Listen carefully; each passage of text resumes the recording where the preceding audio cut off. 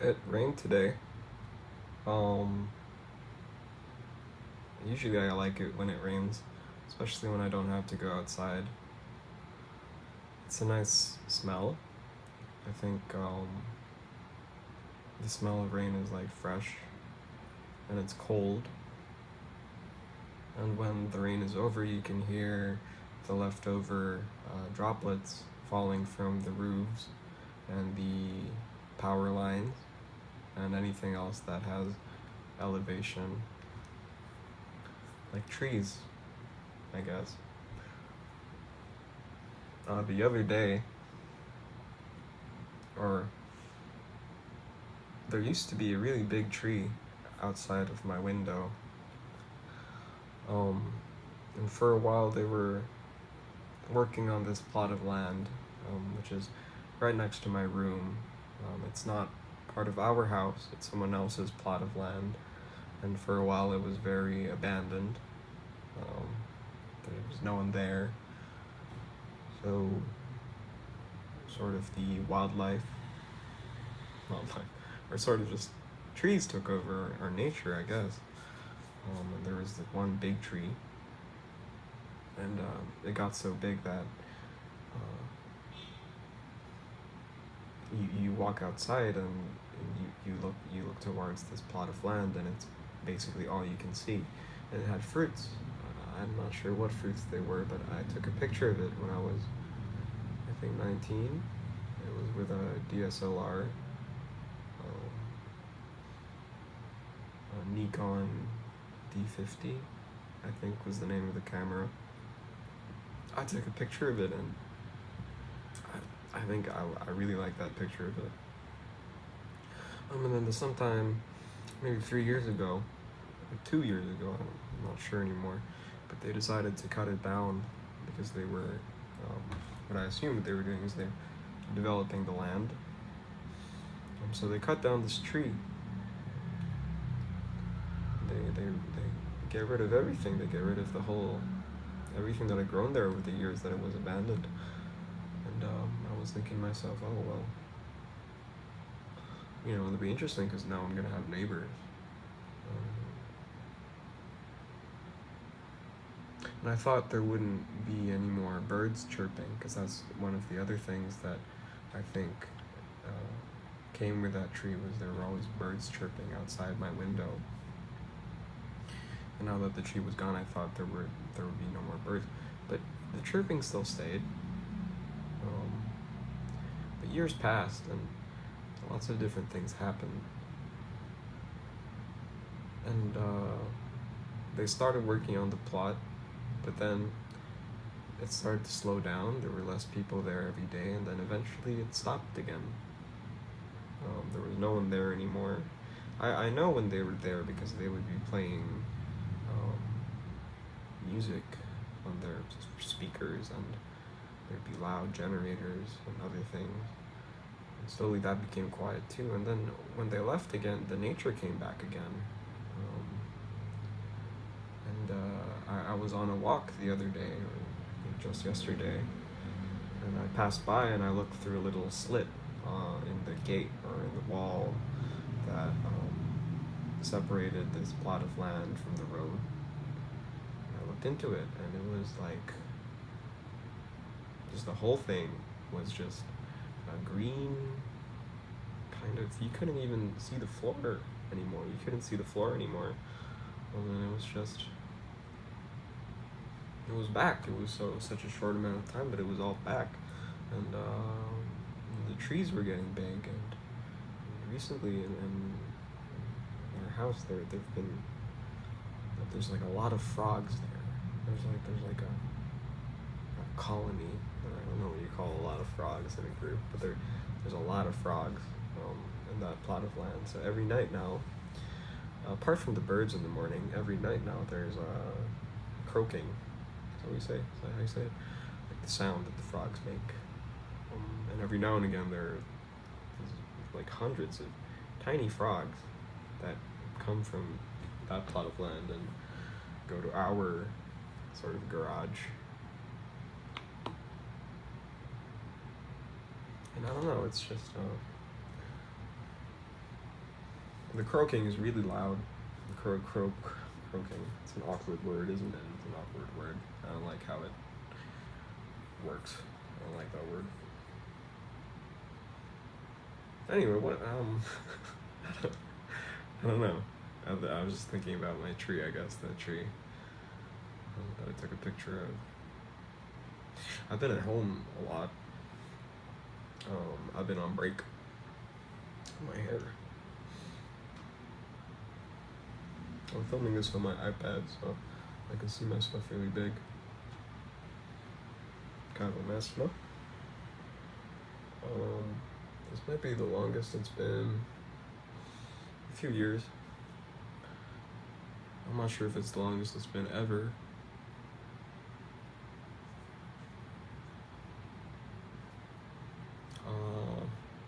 I've been thinking a lot about hair.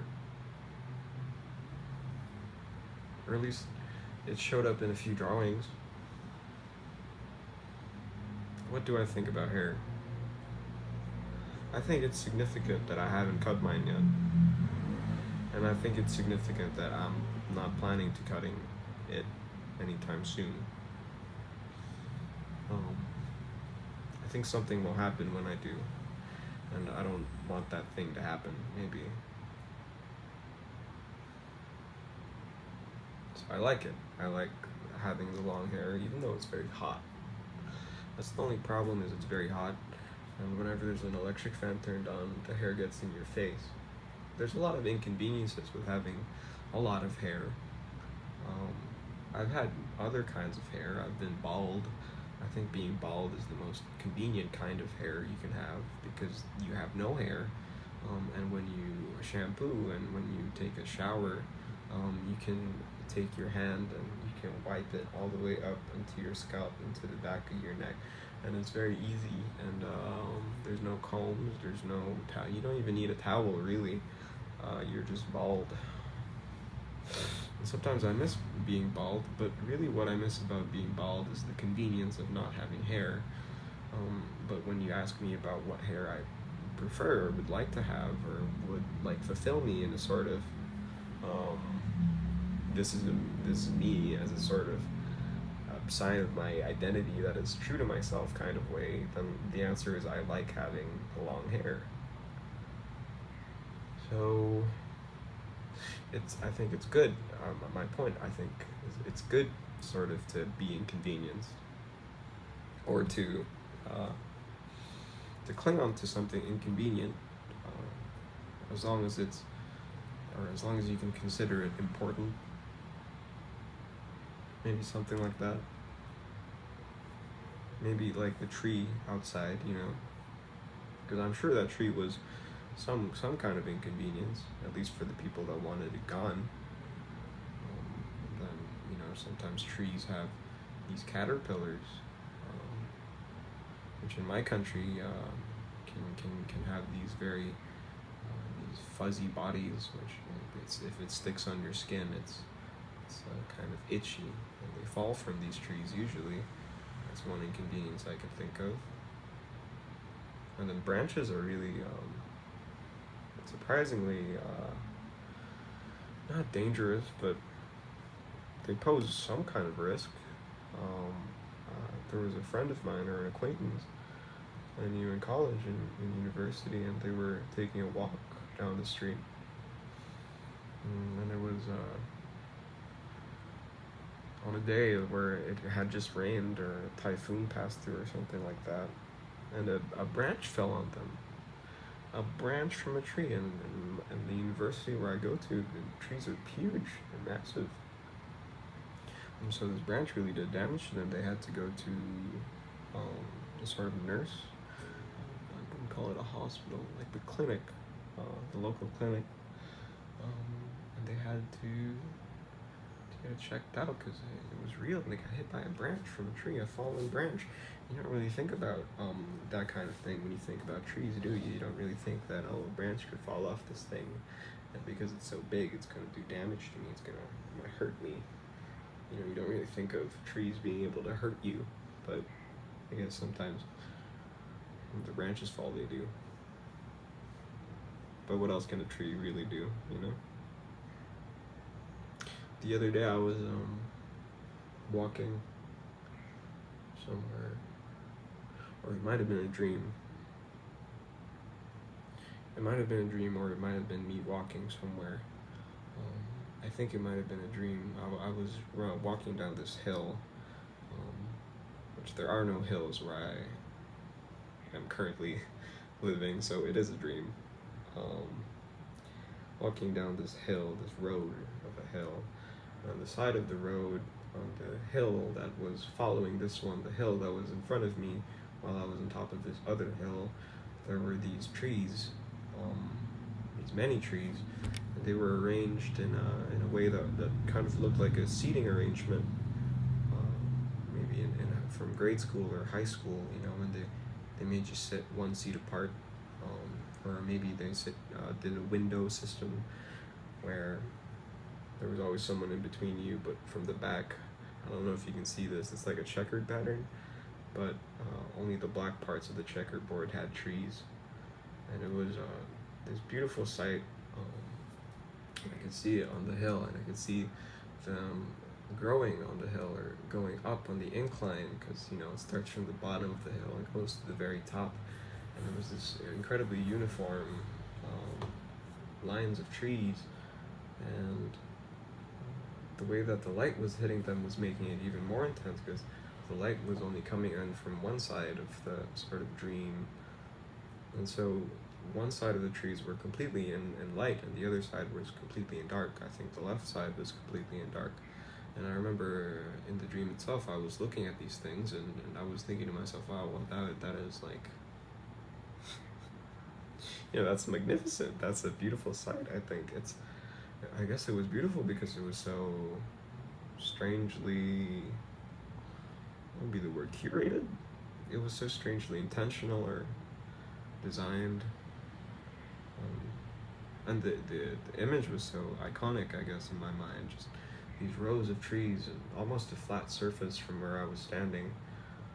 They were completely uniform in lighting and had completely similar amounts of space between them, and they were all the same tree, and it was on this beautiful hill.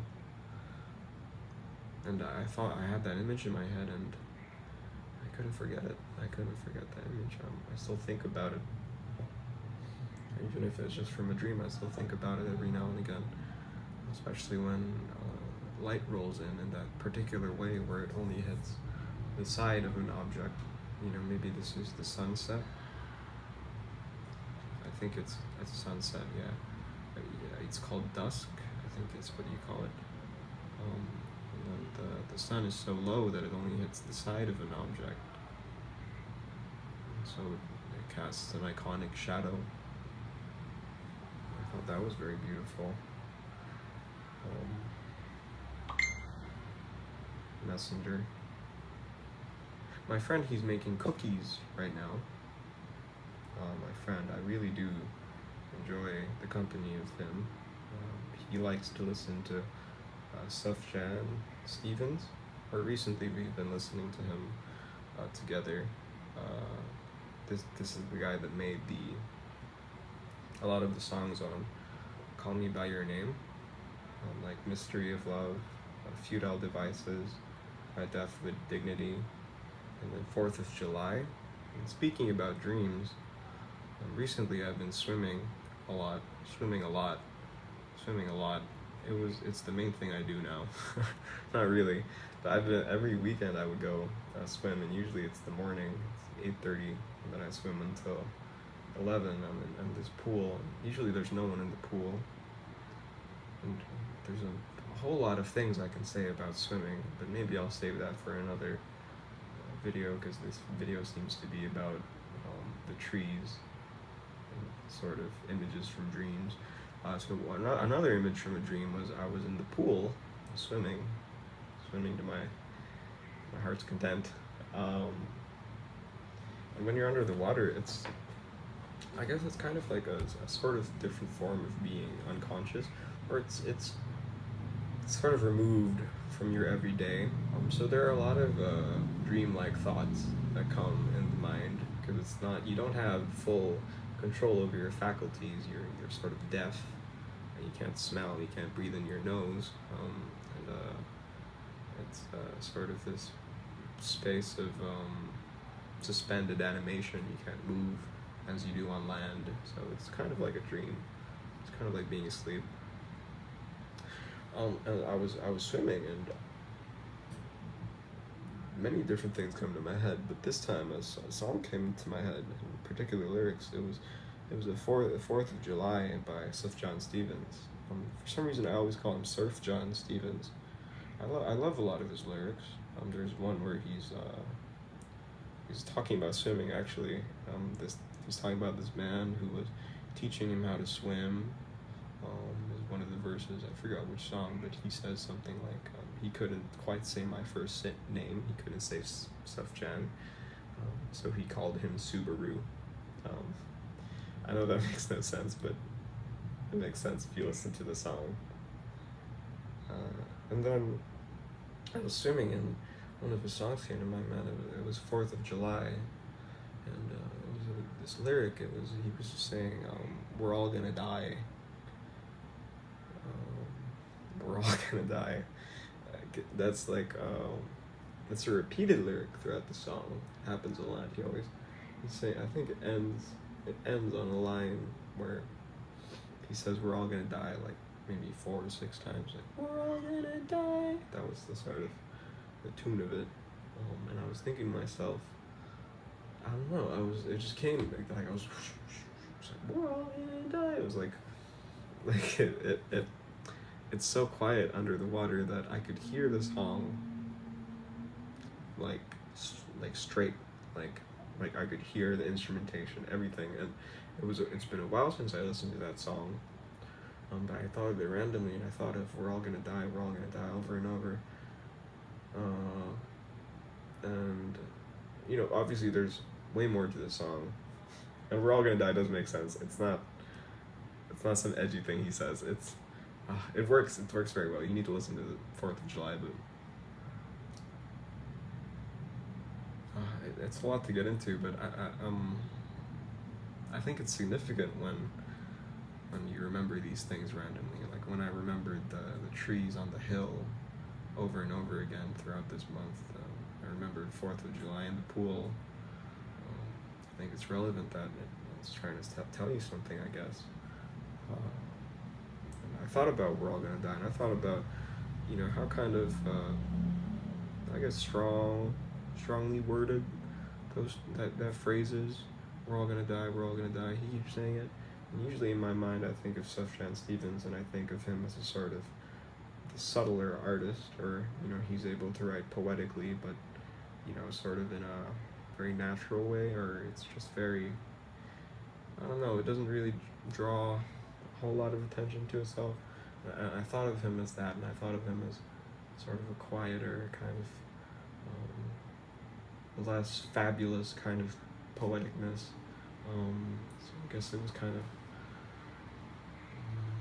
more naturalistic, I think would be a correct term. But then I thought, like, we're all gonna die. You keep saying we're all gonna die. That's pretty, like, ham-fisted, heavy-handed messaging, I guess you could say. I thought about it, and I thought, again, I reevaluated what I think about how he writes music, and songs like Feudal Devices, which also has lines like, well, the title of the song, it refers to words are feudal devices. Words are feudal devices. That particular set of lyric, that's well, it's not the same level as we're all gonna die, but it in my head I was like, oh yeah, that's like, he does have, he says these certain phrases which are in themselves like the epitome of what they mean. There are many ways to say we're all gonna die, but if you say we're all gonna die, that's like you're offering the meaning with the words itself. That makes no sense. Or if you say words are feudal devices, that's a statement, that's a fact.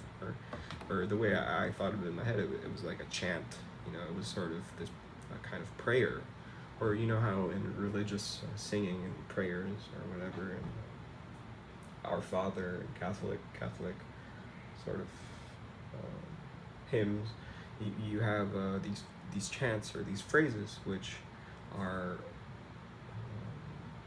self-contained in themselves, or that's why they call them a chant, because you can say them, and other people will get exactly what they mean, and then you can say it over and over, and all the words are designed to mean 100% of what they mean at the moment that they're said. Does that make sense? Like the word hallelujah in itself, it's like hallelujah, that's it. Like even the way the words sound are, that's the power in itself. It's not poem, it's not poetry, wherein poetry, it's like you said it in such a specifically special way that you go home the next day and you're still thinking about how much was said with so little, and how much finesse there was with the words. But then when you think about something like "We're all gonna die," that's sort of a hymn. It's sort of a chant. It's like, yeah, that's it. This is it. Like, here are the words, and here's what they mean, and here's, it's 100%, man. So I guess what I realized was, like, his music, sometimes a lot of it is like prayer. The mystery of love is a lot like prayer, It's very, and maybe it sort of harkens back to a more mystical version of faith, or a more sort of, makes me imagine being a sort of medieval Catholic in the meadows, and there are no such thing as mirrors, and I see reflections in the waters of the lakes, and then I see the sparkles in the water, and I see myself in the water, and I can't really make out my own face, and then it's sort of this, it's sort of this, writing in that sort of way is sort of surrender to simple facts, or the simple things that cannot be explained, I guess, or undone. Anyway, that's me. I hope you're alright, whoever's watching. It's my hair.